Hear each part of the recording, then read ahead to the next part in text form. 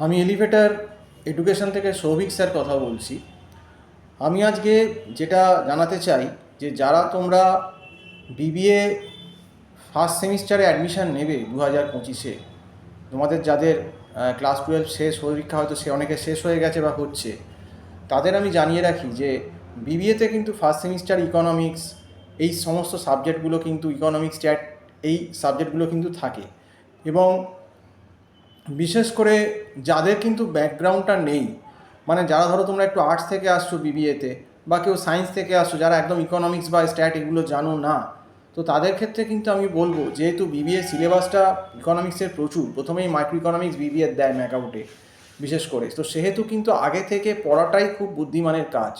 যে সময়টা তোমরা ক্লাস 12 দেওয়ার পর ছুটি পাচ্ছ, আমার মনে হয় সেই সময়টা যদি তোমরা নষ্ট না করে সেই সময়টা যদি এই সাবজেক্টগুলো আগে থেকে পড়ে কাজে লাগাও, যেহেতু সিলেবাসটা আমাদের জানা আছে, তাহলে কিন্তু তোমাদেরই হেল্প হবে।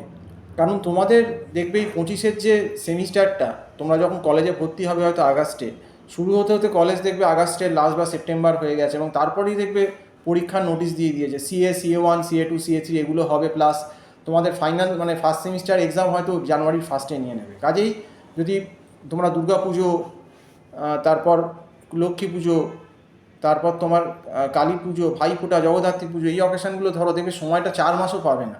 এবং 4 মাসের মধ্যে মাইক্রো ইকোনমিক্সের বিবিএর যা সিলেবাস, demand supply, consumer behaviour, production cost, মার্কেটের 4টে chapter, perfect competition, monopolistic competition, বলে একটা হিউজ সিলেবাস। এবং এর জন্যেই কিন্তু এই ফার্স্ট সেমিস্টারে কিন্তু ইকোনমিক্সের সাপ্লির সংখ্যা বিবিএতে বাড়ছে। এবং এবারে বিশেষ করে মাইক্রো ইকোনমিক্সে অনেক সাপ্লি হয়েছে তোমাদের যারা সিনিয়র ছিল, এবং ইকোনমিক্সের প্রশ্নটা বেশ টাফ করেছে, কারণ এই ইকোনমিক্সের ভেতর কিন্তু সামস, গ্রাফ, থিওরি সবই তোমাদের তৈরি করতে হবে। তো এত কম সময় যারা তোমরা সেই লেভেলের ইকোনমিক্স পড়ো, ওই 11-12-এর থিওরি ইকোনমিক্স পড়ে এখানে কোনো লাভ নেই। কারণ তোমাদের বিবিএ লেভেলে যে ইকোনমিক্সটা কিন্তু দেওয়া হয়েছে তোমাদের সিলেবাস কারিকুলামে, সেটা কিন্তু তোমাকে ম্যাথসও শিখতে হবে, তোমাকে গ্রাফও করতে হবে, তোমাকে থিওরিও করতে হবে ইংলিশে। কাজেই এই 3টে দিক মাথায় রাখতে হবে। ওই 11-12-এর কিন্তু ওই পাতি থিওরি লেখা ইকোনমিক্স কিন্তু এখানে বিবিএতে হবে না। তো সেই জন্যেই তফাৎ। এমনকি যারা 11-12 ইকোনমিক্স পড়েও আসছো, তাদের ক্ষেত্রেও কিন্তু ইকোনমিক্সটা একটু সিরিয়াসলি পড়া দরকার। আর যারা আর্টস থেকে আসছো বা সায়েন্স থেকে আসছো, যারা ইকোনমিক্স পড়োনি, তো তাদের জন্য তো অবশ্যই ইকোনমিক্স আগে থেকে প্রিপারেশান নেওয়া দরকার, নইলে কিন্তু সমস্যা হবে। তো আমাদের এখানে বিবিএর অনলাইন ক্লাসটা কিন্তু গুগল মিট প্ল্যাটফর্মে হচ্ছে। আমার নাম্বারটা বলে দিচ্ছি, এবং আমার নাম্বারটা টাইটেলেও আছে, এবং এতে হোয়াটসঅ্যাপও আছে, হোয়াটসঅ্যাপ করতে পারো।